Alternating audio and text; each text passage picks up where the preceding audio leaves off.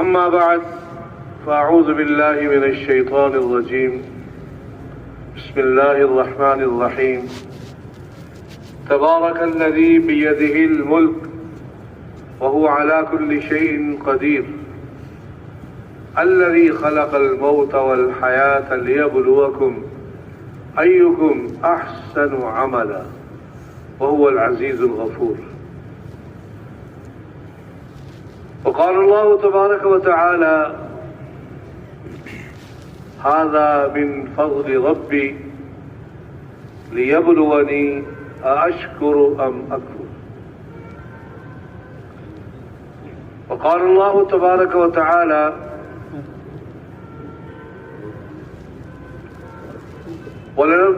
ولنبلونكم بشيء من الخوف والجوع ونقص من الأموال والأنفس والثمرات وبشر الصابرين.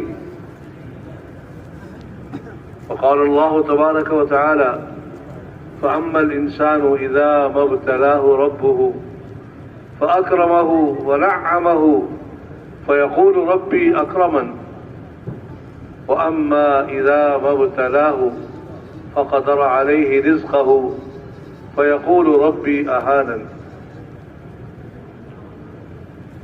صدق اللہ مولانا العظیم. قابل احترام بزرگوں، بھائیوں اور دوستوں، اللہ سبحانہ و تعالیٰ نے ہم سب کو دنیا کے اندر امتحان کے لیے بھیجا ہے، آزمائش کے لیے بھیجا ہے. دنیا کے اندر جتنے بھی حالات انسان پر آتے ہیں یہ سب اس کی آزمائش کے لیے آتے ہیں. سب سے بڑا جو حال ہے وہ موت اور حیات کا حال ہے، زندگی اور موت کا حال ہے. سب سے بڑا حال یہ ہے. تو یہ بھی آزمائش ہے، زندگی بھی آزمائش ہے، موت بھی آزمائش ہے. پھر انسان کے اوپر مالداری کا حال آتا ہے تو مالداری کا حال یہ بھی آزمائش ہے. فَأَمَّا الْإِنسَانُ إِذَا مَا ابْتَلَاهُ رَبُّهُ فَأَكْرَمَهُ وَنَعَّمَهُ. اللہ جب انسان کو آزماتے ہیں، اللہ اس کو عزت دیتے ہیں، اللہ اس کو نعمتیں دیتے ہیں، تو انسان یہ سمجھتا ہے کہ بس فَيَقُولُ رَبِّي أَكْرَمَنِ، اللہ نے مجھے بڑی عزت دے دی. مگر یہ امتحان ہے. وَأَمَّا إِذَا مَا ابْتَلَاهُ رَبُّهُ فَقَدَرَ عَلَيْهِ رِزْقَهُ فَيَقُولُ رَبِّي أَهَانَنِ. کسی انسان پر آزمائش کا حال یہ ہے کہ اللہ اس کی روزی کو تنگ کر دے تو کہتا ہے اللہ نے مجھے تو بے عزت کر دیا. تو یہ مال و دولت کا آ جانا یہ عزت کی دلیل نہیں، اور مال و دولت کا کم ہو جانا یہ بے عزتی کی دلیل نہیں. یہ کیا ہے؟ یہ آزمائش ہے. حکومت کا مل جانا یہ بھی ایک حال ہے. کسی کو حکومت مل جائے، چھوٹی حکومت مل جائے، اس سے بڑی مل جائے، اس سے بڑی مل جائے، اور آخری درجے کی بات یہ ہے کہ پوری دنیا کی حکومت مل جائے. اور اس میں ایک بڑا درجہ یہ بھی ہے کہ انسانوں پر بھی حکومت ہو، جنات پر بھی حکومت ہو، جنگل کے جانوروں پر بھی حکومت ہو، کیڑوں مکوڑوں پر بھی حکومت ہو، پرندوں پر بھی حکومت ہو، شیاطین پر بھی حکومت ہو. یہ بہت بڑی حکومت ہے. مگر یہ حکومت بھی فرمایا آزمائش ہے.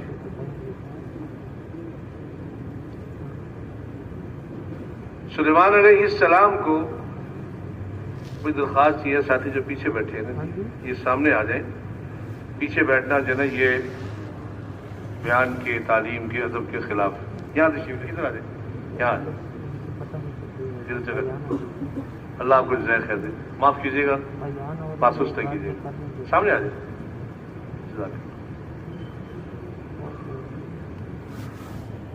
تو دوستو، یہ جو بادشاہت کا حال ہے یہ بھی آزمائش ہے. سلیمان علیہ السلام کو اللہ تعالیٰ نے پرندوں پر بھی حکومت دی تھی، اور اللہ پاک نے ان کو وَعَلِّمْنَا مَنطِقَ الطَّيْرِ، پرندوں کی بولیاں بھی اللہ نے ان کو سکھائی تھی. پرندوں کی بات وہ سمجھتے تھے اور اپنے پاس جو پرندے تھے ان کی حاضری لیتے تھے کہ اس وقت کون کہاں ہے. ایک مرتبہ حاضری لی تو ہدہد اس جگہ موجود نہیں تھا جہاں اس کو موجود ہونا چاہیے تھا. تو ناراض ہوئے کہ یہ بغیر بتلائے کہاں چلا گیا. اب یہ واپس آئے گا یا تو کوئی اپنا عذر بتائے قابل قبول، کوئی سچی خبر لے کر آئے، یا پھر ہم اس کو سزا دیں گے. لَأُعَذِّبَنَّهُ عَذَابًا شَدِيدًا أَوْ لَأَذْبَحَنَّهُ، یا ہم اس کو ذبح کریں گے. أَوْ لَيَأْتِيَنِّي بِسُلْطَانٍ مُبِينٍ، یا کوئی خبر لے کر آئے. تو تھوڑی دیر کے بعد وہ آ گیا اور اس نے آ کر بتایا کہ میں اڑتے اڑتے ایک ملک میں پہنچا اور وہاں کے لوگ سورج کی پوجا کرتے تھے، اللہ کی پوجا نہیں کرتے تھے.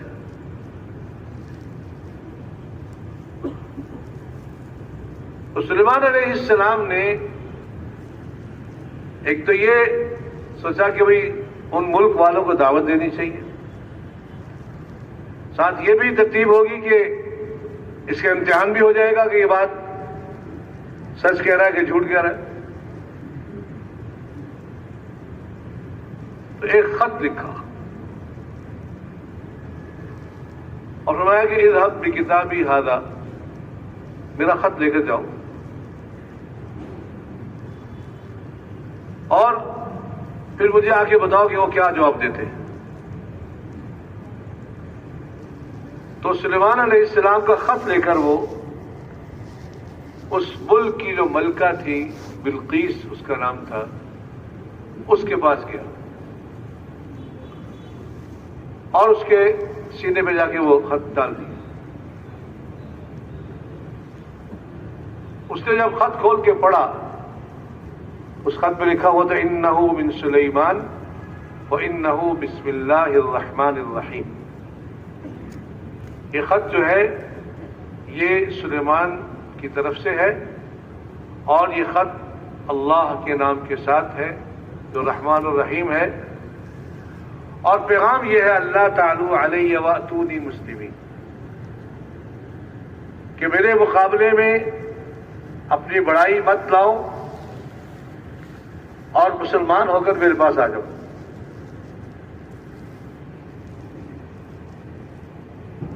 اس نے اپنی قوم سے مشورہ کیا. انہوں نے کہا کہ ہم طاقتور ہیں، ہم مقابلہ کر سکتے ہیں، لیکن معاملہ آپ کے سپرد ہے. وَالْأَمْرُ إِلَيْكِ فَانظُرِي مَاذَا تَأْمُرِينَ، جو آپ حکم کریں ہم اس کے لیے تیار ہیں. تو اس نے سلیمان علیہ السلام کو ہدیہ بھیجا، بہت بڑا ہدیہ بھیجا. سلیمان علیہ السلام کو اللہ پاک نے خبر دے دی کہ وہ اس طرح ان کا ہدیہ آ رہا ہے، لوگ لے کے آ رہے ہیں. تو انہوں نے ان کے آنے سے پہلے حکم دیا کہ سونے کی اینٹیں بچھا دی جائیں، اور جب وہ آئے تو انہوں نے دیکھا اتنا سونا ان کے پاس ہے. تو سلیمان علیہ السلام نے کہ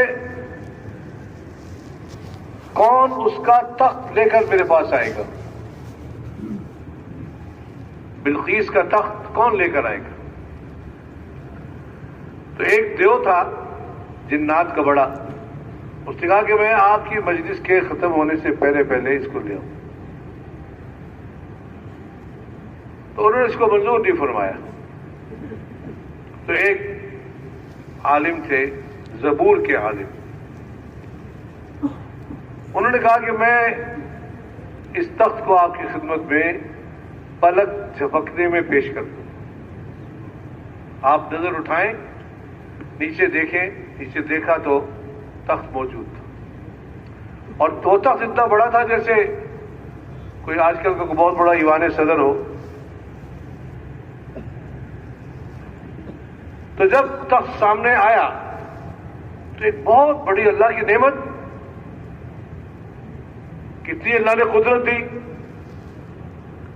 اتنی طاقت دی کہ ایک پلک جھپکنے میں سینکڑوں میل دور سے وہ تخت جو ہے وہ ان کے پاس پہنچ گیا. تو انہوں نے کہا ھذا من فضل ربی، اس میں میرا کوئی کمال نہیں، یہ کیا ہے؟ یہ میرے رب کا فضل ہے، میرے رب کی مہربانی ہے. لیبلونی ااشکر ام اکفر، تاکہ اللہ مجھے آزمائے. یہ تخت سلیمانی جو ہے کس لیے ہے؟ آزمائش کے لیے ہے. پوری دنیا کی بادشاہت کس کے لیے ہے؟ آزمائش کے لیے ہے. لیبلونی اشکر ام اکفر، کیا میں شکر کرتا ہوں یا ناشکری کرتا ہوں. تو جو انسان دنیا کے اندر جس حال میں ہے، بڑی سے بڑی نعمت کا مالک ہے، بڑے سے بڑے محل کا مالک ہے، بڑی سے بڑی نعمتوں کا مالک ہے، بڑے سے بڑے کارخانے کا مالک ہے، بڑی زمینوں کا مالک ہے، یہ ہر انسان جو ہے وہ آزمائش میں ہے. اور یہ پکی بات ہے کہ اس آزمائش کا وقت ختم ہونے والا ہے، اس کا انکار ممکن نہیں. کوئی آدمی انکار کرنا چاہے کہ وقت ختم نہیں ہوگا، نہیں، ایسے نہیں ہے. وقت ختم ہوگا. اللہ کے بڑے بڑے نبی اور نبیوں کے سردار اللہ تعالیٰ نے کیا فرمایا؟ انک میت. اے پیارے نبی جی، آپ کو بھی مرنا ہے. وَإِنَّهُمْ مَيِّتُونَ، ان سب کو مرنا ہے، سب کو مرنا ہے. جبرائیل علیہ السلام تشریف لائے، عرض کیا یا رسول اللہ صلی اللہ علیہ وسلم، جتنا چاہے زندہ رہ لیں، ایک دن مرنا ہے. جس سے چاہے دوستی کر لیں، ایک دن جدا ہونا ہے. تو یہ آزمائش کا وقت ختم ہونے والا ہے. اب تیاری اس ختم ہونے سے پہلے پہلے ہے. اور یہ اللہ کا عجیب نظام ہے کہ اللہ نے کسی کو بتایا نہیں کہ وقت کب ختم ہونے والا ہے. لا تدری نفس ماذا تکسب غدا، کسی کو پتہ نہیں کل کیا کرے گا، کیا کمائے گا، کسی کو پتہ نہیں. وما تدری نفس بأي ارض تموت، کسی کو پتہ نہیں کہاں مرے گا، یہ اللہ کو پتہ ہے. اب یہ تو بات طے ہے کہ آزمائش کا وقت ختم ہونے والا ہے، اور کب ختم ہونے والا ہے اللہ کے علم میں تو طے ہے. لا يستأخرون ساعة ولا يستقدمون، ایک گھڑی آگے پیچھے نہیں ہوگی. وَلَن يُؤَخِّرَ اللَّهُ نَفْسًا إِذَا جَاءَ أَجَلُهَا، اللہ ہرگز مہلت نہیں دے گا، ہرگز، جب اس کی موت کا وقت آ جائے گا. اس لیے میں دوستو اس آزمائش کے وقت کے پورا ہونے سے پہلے پہلے اس کی تیاری کرنی ہے. یہ جو ہمارا اجتماع ہے نا جی، یہ اسی بات کی محنت ہے، اسی کی یاد دہانی ہے. اللہ پاک نے جتنے انبیاء علیہم السلام بھیجے، سارے اس یاد دہانی کے لیے آئے کہ اے انسانوں، تم دنیا کے اندر ہمیشہ کے لیے نہیں آئے،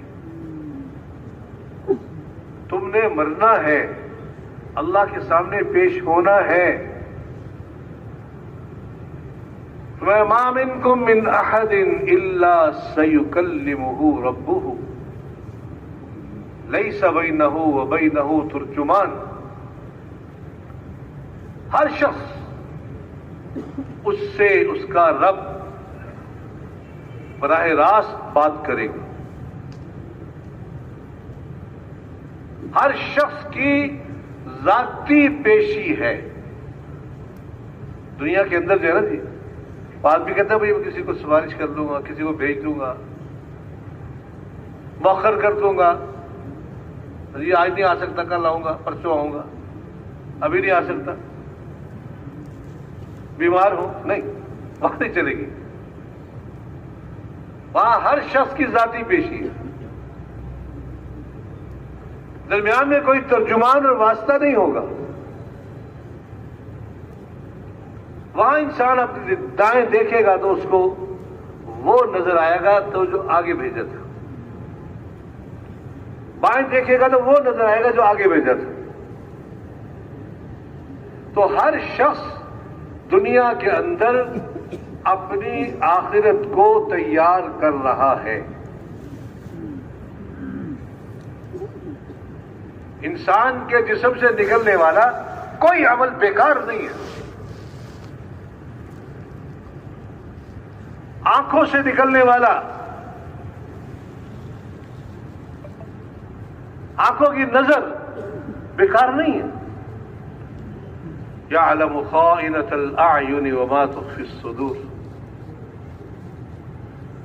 آنکھوں کی خیانت کو اللہ جانتا ہے. إِنَّ السَّمْعَ وَالْبَصَرَ وَالْفُؤَادَ كُلُّ ذَلِكَ كَانَ عَنْهُ مَسْئُولًا.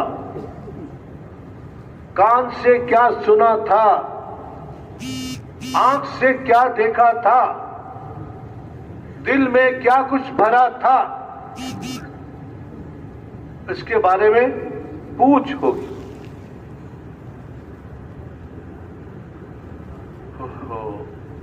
آج ہم نے آیت پڑھی، وَحُصِّلَ مَا فِي الصُّدُورِ، حُصِّلَ مَا فِي الصُّدُورِ،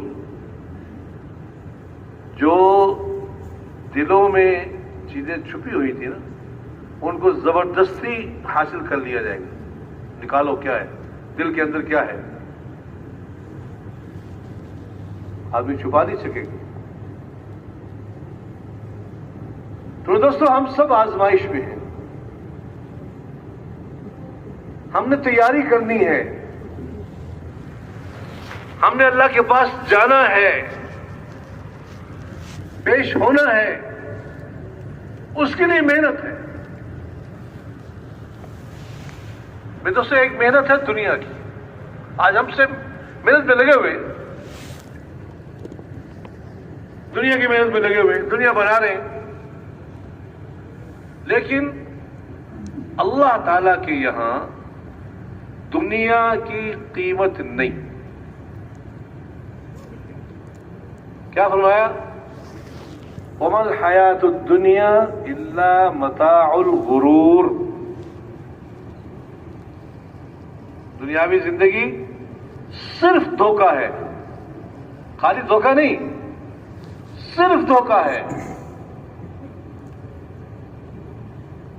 ایک آدمی کا مکان ہے جی 50 کنال کے اندر ہے، بہت بڑا مکان، لوگوں کو شوق ہوتا ہے بڑے بڑے مکان بنانے کا، بڑا مکان ہے، بہت بڑا مکان ہے۔ وہ کہتا ہے یہ میرا مکان ہے، کہ نہیں یہ دھوکہ ہے، یہ مکان تیرا نہیں ہے۔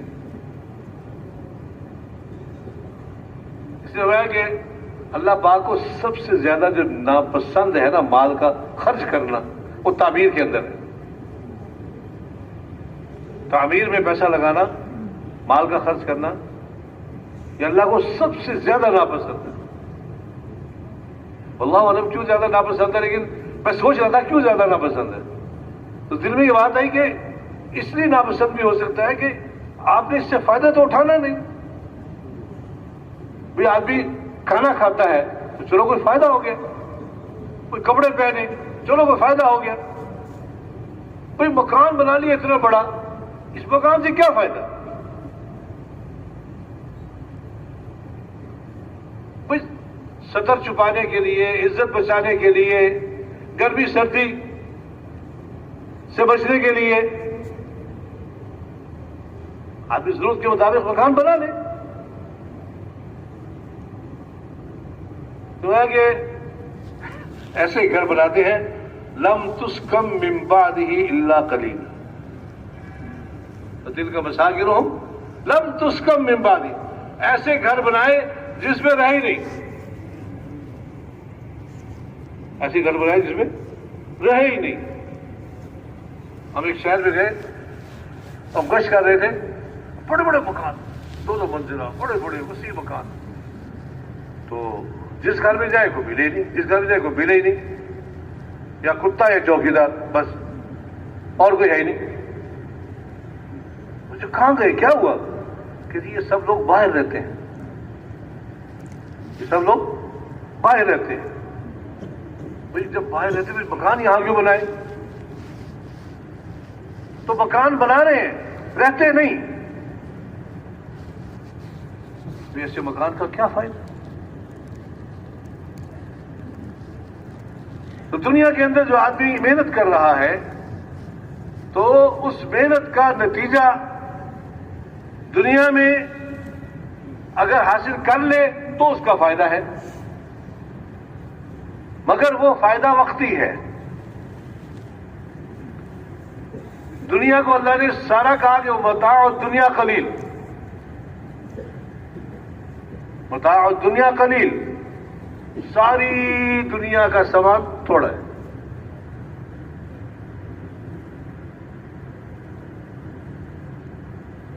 تو دنیا اللہ پاک نے مسلمان کا مقصود نہیں بنائی۔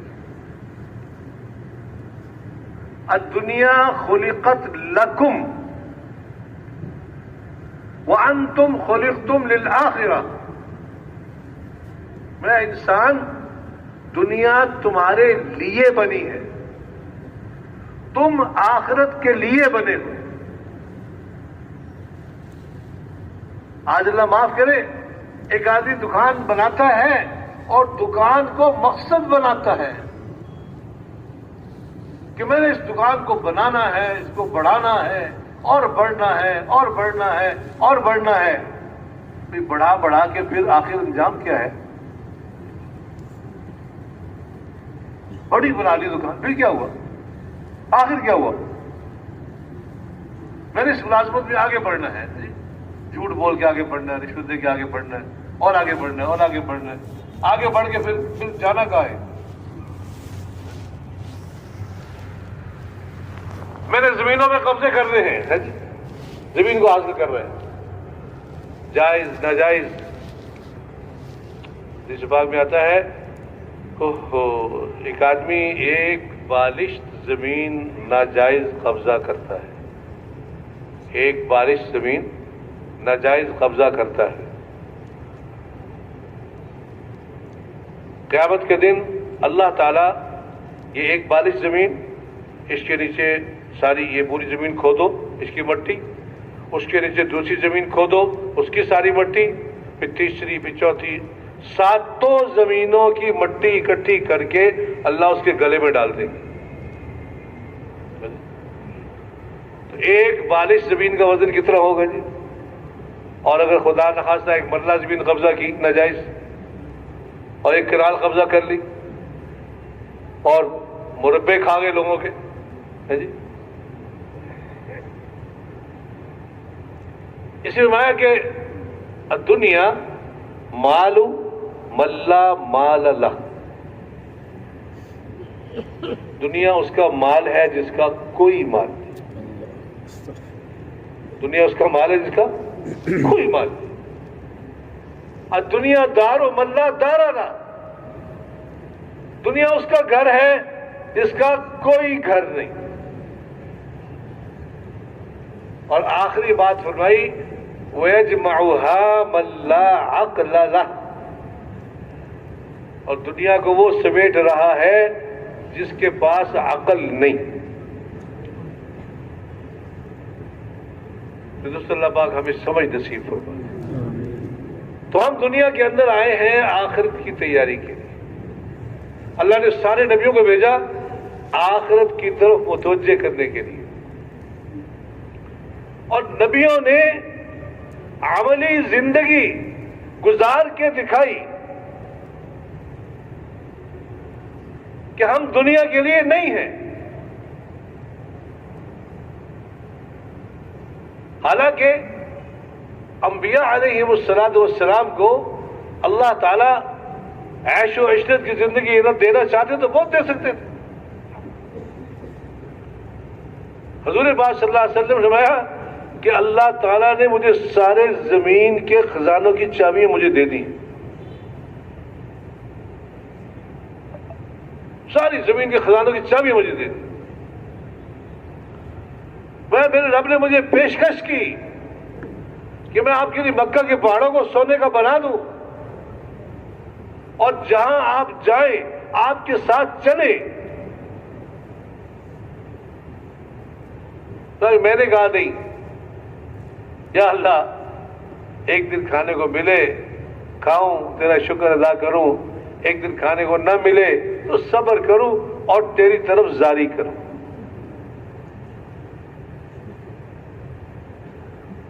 یہ سبق دیا امت کو۔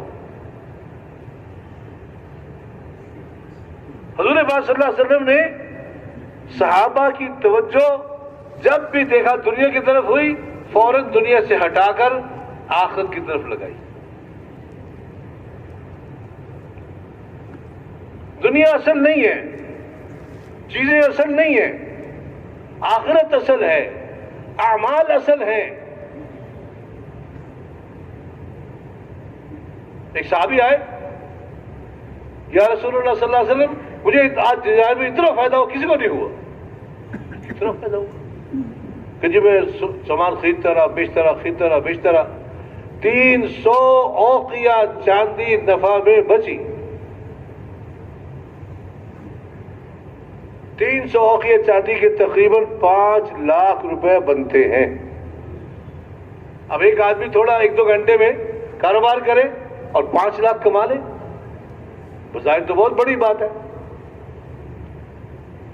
تو حضور پاک صلی اللہ علیہ وسلم نے فوراً اس کا رخ بدلا،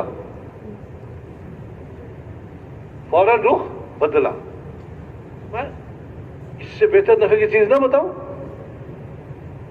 یہ کیا نفع ہے؟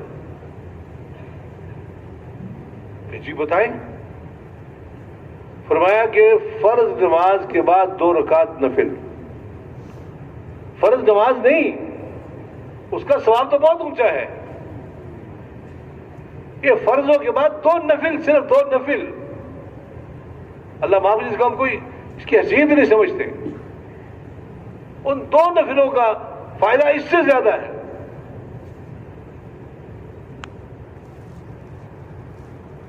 ایک جماعت بھیجی، اور تھوڑے وقت میں بہت سارا کامیابی کے ساتھ، مال غنیمت کے ساتھ واپس آ گئی۔ لوگوں نے بڑا تعجب کیا، فرمایا کہ اس سے زیادہ نفع اٹھانے والی جماعت نہ بتا دوں؟ ضرور بتائیں۔ میں جو فجر کی نماز پڑھے اور بیٹھے رہے، اللہ کا ذکر کرتے رہے، اور جب سورج نکل جائے اس کے بعد 2 رکعت نفل پڑھ لیں، یہ ان سے زیادہ کمائی کرنے والے ہیں۔ اعمال کی طرف لگائے۔ حضرت فاطمہ رضی اللہ عنہا، حضور کی سب سے لاڈلی بیٹی، جنت کی عورتوں کی سردار، اور حال کیا ہے؟ حال یہ ہے کہ خود چکی پیستی ہیں۔ اب آج کل کسی کو سمجھ نہیں آئے گا چکی پیسنا کیا ہوتا ہے۔ الحمدللہ ہم نے دیکھی ہے چکی کیا ہوتی ہے۔ ایک پتھر کا بڑا گول سا پتھر ہوتا ہے، اس کو زمین میں گاڑ دیتے ہیں، اور اسی کے برابر دوسرا پتھر اوپر ہوتا ہے، اور اس کے اوپر ایک دستہ سا ہوتا ہے، اس دستے سے اس اوپر کے پتھر کو گھماتے ہیں، اور اس کے اندر پھر دانے ہوتے ہیں گندم کے یا جو کے جو بھی، اس سے وہ پستے ہیں۔ تو آدمی شوق میں میں نے ایک دفعہ چلائی تو ایک دفعہ چلا سکا، دوبارہ نہیں چلا سکا۔ تو وہ مستقل چکی سے آٹا پیستی تھی، ہاتھوں میں گٹے پڑ گئے۔ حضور کی بیٹی، ہاں خود مشکیزہ بھر کے پانی کا لے کر آتی تھی، خود مٹی والے گھر میں جھاڑو دیتی تھی۔ ہاں جی،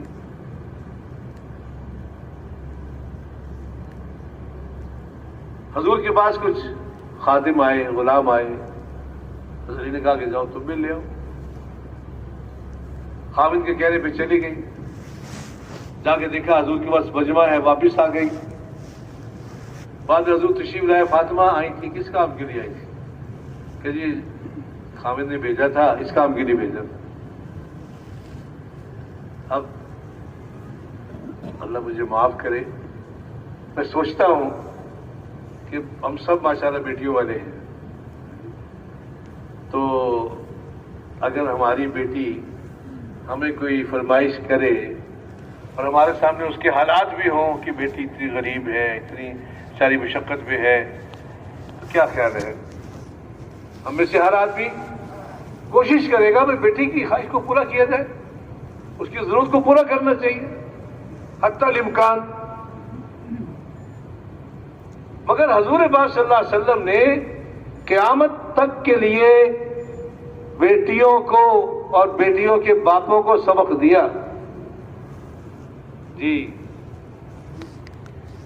قیامت تک کے لیے کہ بیٹی کو دینے والی چیز کیا ہے؟ بیٹی کو دینے والی چیز دنیا نہیں ہے، بیٹی کو دینے والی چیز دین ہے، بیٹی کو دینے والی چیز اعمال ہے۔ اعمال بیٹیوں کو دو، بیٹیوں کو اعمال پہ لگاؤ۔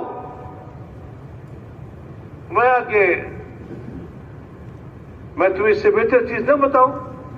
ضرور بتائیں۔ میں 33 دفعہ سبحان اللہ، 33 دفعہ الحمدللہ، 34 دفعہ اللہ اکبر، اس کو سوتے وقت پڑھ لیا کرو، کہ تمہارے لیے خادم سے بہتر ہے۔ اب حضور نے اپنی بیٹی کو تحفہ دیا، اور حضور کی بیٹی کی برکت سے ساری امت کو تسبیحات فاطمہ مل گئی کہ نہیں مل گئی؟ اب اس کا فائدہ زیادہ کہ کم ہے؟ وہ ایک خادم مل جاتا، اس کا کیا فائدہ تھا؟ یہ فائدہ مل گیا۔ اب قیامت تک لوگ تسبیحات فاطمہ پڑھیں گے اور ثواب حضرت فاطمہ کو ملے۔ حضور نے اپنی بیٹی کو یہ تحفہ دیا۔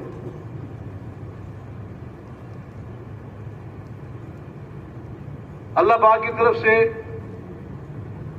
حضور کو حکم ہوا، یا ایھا النبی قل لازواجک، اے پیارے نبی جی اپنی بیویوں سے کہہ دیں۔ کیا کہہ دیں؟ کیا پیغام آیا؟ ان کنتن تردن الحیات الدنیا وزینتها، دنیا چاہیے، دنیا کی زینت چاہیے، فتعالینا، آؤ، امتعکن، ہاں میں تمہیں سامان دے دوں گا، لیکن اسرحکن سراحا جمیلا، پھر باقی ساتھ چلنے سے معذرت ہے، پھر تمہارے میرے ساتھ نہیں چل سکتا۔ یہ حضور کی بیویوں کو کہا جا رہا ہے، کیوں؟ کیا اللہ تعالیٰ حضور کو دے نہیں سکتے تھے؟ حضور اپنی بیویوں کو نہیں دے سکتے تھے؟ ایک کافر شخص تھا، کافر، اس نے کہا جی میں مسلمان نہیں ہوں گا، میں آپ کے ساتھ رہنا چاہتا ہوں، 4 مہینے آپ کے ساتھ رہوں گا، آپ کی زندگی دیکھوں گا، مسلمان نہیں ہوں گا۔ حضور کا ٹھیک ہے، وہ 4 مہینے حضور کے ساتھ رہا، مسلمان نہیں ہوا، کافر تھا۔ ایک جنگ میں فتح ہوئی اور کتنا مال غنیمت آیا؟ 2 پہاڑوں کے درمیان کی جو وادی تھی وہ ساری بکریوں سے بھر گئی۔ اب مال غنیمت ہے، حضور اس کے مالک ہیں، جیسے چاہے تقسیم کریں۔ اب وہ شخص بڑا حیران ہو کے دیکھ رہا ہے، اتنی بکریاں، اتنی بکریاں۔ تو حضور نے کہا کہ کیا تجھے یہ اچھی لگتی ہیں؟ کہ ہاں یہ ضرور اچھی لگتی ہے، یہ تو بڑی بکریاں، جا ساری تیری۔ وہ کافر کو دے دی ساری بکریاں، 2 پہاڑوں کے درمیان وادی بھری ہوئی ہے، ساری بکریاں اس کو دے دی۔ تو حضور کے لیے کیا مشکل تھا؟ مگر حضور نے ایک زندگی گزار کے دکھائی۔ تو ساری بیویوں نے اس پیغام کو سنا اور سب نے کہا کہ ہمیں دنیا نہیں چاہیے، ہمیں حضور کا ساتھ چاہیے۔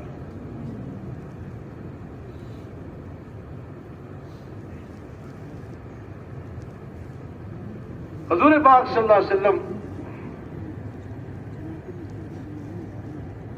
نے اپنی اولاد کے لیے کیا دعا کی ہے؟ ہم لوگ دعا کرتے ہیں اپنی اولاد کے لیے، یا اللہ میرے بچوں کو مکان دے دے، اپنے مکان دے دے، یا اللہ میرے بچوں کو اپنی دکانیں دے دے، میرے بچوں کو اتنے مال دے دے، یہ دے دے، وہ دے دے، ہر بندہ کرتا ہے۔ حضور نے کیا دعا کی؟ حضور نے دعا کی اللہم اجعل رزق آل محمد قوتا، یا اللہ محمد صلی اللہ علیہ وسلم کی اولاد کا رزق جو ہے نا بقدر کفایت کر دے، بس زیادہ نہیں۔ قوت عربی زبان میں کہتے ہیں اتنی روزی کہ جس کی وجہ سے آدمی مرنے سے بچا رہے، مر نہ جائے۔ تو مرنے سے بچنے کے لیے جتنا کھانا ضروری ہوتا ہے نا جی، اتنی روزی، یہ حضور نے اپنی اولاد کے لیے دعا کی۔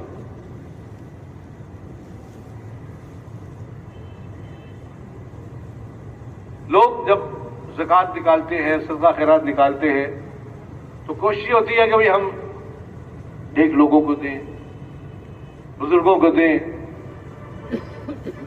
حضور نے قیامت تک کے لیے اپنی اولاد پر زکوٰۃ کو، صدقات کو حرام کر دیا، نہیں لینی۔ کیوں؟ میں دوست نے ایک رخ بتایا، رخ نبی نے زندگی گزار کے دکھائی۔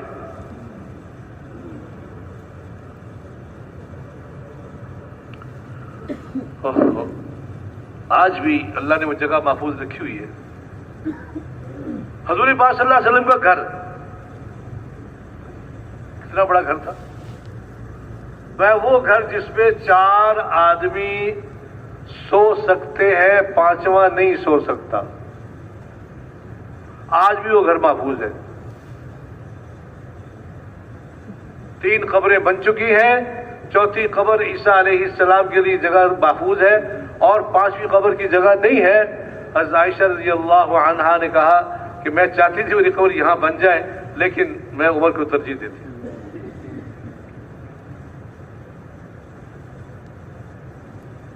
حضور پاک صلی اللہ علیہ وسلم رات کو نماز پڑھتے تھے. جب سجدہ کرتے تو عائشہ لیٹی ہوتی تھی تو ان کے پاؤں کو ہاتھ لگاتے, وہ اپنا پاؤں سکیڑ لیتی, پھر حضور سجدہ کرتے, ورنہ سجدے کی جگہ نہیں تھی.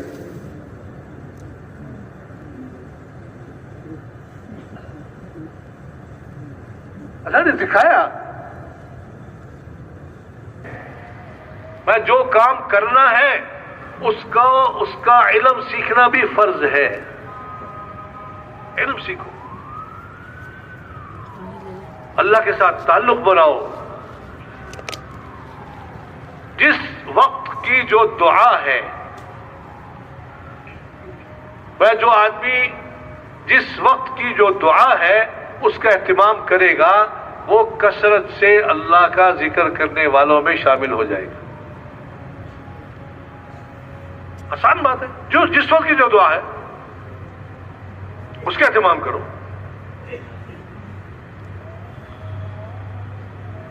کہ جو کھانے کے بعد دعا پڑھے گا اللہ اس کے پچھلے سارے گناہوں کو معاف کر دے گا. کھانا کھایا, گناہ معاف ہو گئے سارے. اسلام میں دوستو ہم سب کے اخلاق اچھے ہوں. اسلام دنیا کے اندر اخلاق سے پھیلا ہے. آج بھی اگر مسلمانوں کے اخلاق اچھے ہو جائیں تو آج بھی ساری دنیا کے کافر اسلام میں داخل ہو جائیں. اور وہ اخلاق یہ نہیں ہے لا تکونوا امعۃ ان احسن الناس احسننا وان اساءوا اسأنا. ایسے مت بنو کہ جو ہمارے ساتھ احسان کرے گا ہم اس کے ساتھ احسان کریں گے, جو ہمارے ساتھ برائی کرے گا ہم اس کے ساتھ برائی کریں گے. نہیں, لا تستوی الحسنۃ ولا السیئۃ. نیکی اور برائی برابر نہیں ہو سکتے. ادفع باللتی ہی احسن. آپ برائی کا جواب اچھائی سے دو. اب قرآن جو کہہ رہا ہے نا وہ پکی بات ہے. کیا بات ہے؟ فَإِذَا الَّذِي بَيْنَكَ وَبَيْنَهُ عَدَاوَةٌ كَأَنَّهُ وَلِيٌّ حَمِيمٌ. برائی کا جواب اچھائی سے دو, دشمنیاں ختم. دشمنیاں ختم.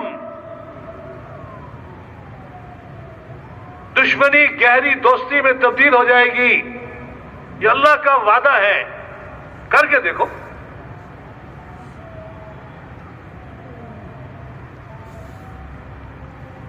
اور میرے دوستو دین کی جو بنیاد ہے وہ اخلاص پر ہے. دار و مدار اخلاص پر ہے. اللہ پاک کے ہاں وہی عمل قبول ہوگا جو اللہ کے لیے ہوگا.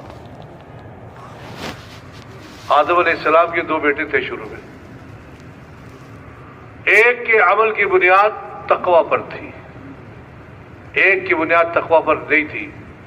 تو اللہ نے تقوی والے کی دعا قبول کر لی, بات قبول کر لی, نظر قبول کر لی, اور جو بغیر تقوی کے تھا اس کی نظر قبول نہیں کی. اس بنیاد سے اللہ نے شروع کی.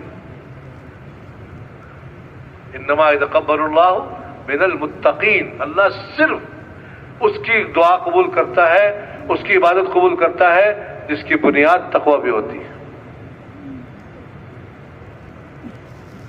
تو ہر عمل کو کرنے سے پہلے اللہ کو راضی کرنے کی نیت کرنا. ہمیں دوستو اللہ پاک نے ہمیں حضور پاک صلی اللہ علیہ وسلم کی امت میں سے بنایا. یہ بہت بڑا اعزاز ہے. نبی والا کام اللہ نے ہمیں دے دیا, اور پوری انسانیت کا ذمہ دار, ہر فرد پوری امت کا ذمہ دار ہے. اخرجت للناس, تمہیں پوری انسانیت کے لیے نکالا گیا ہے. ہر آدمی کے ذمے پوری دنیا کے انسانوں کو دین پہ لانا ہے.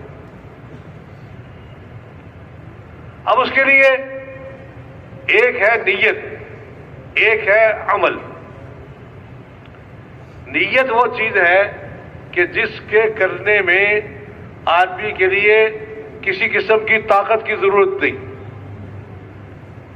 کہ جی اتنے پیسے ہوں گے تو نیت کروں گا، اتنی صحت ہوگی تو نیت کروں گا۔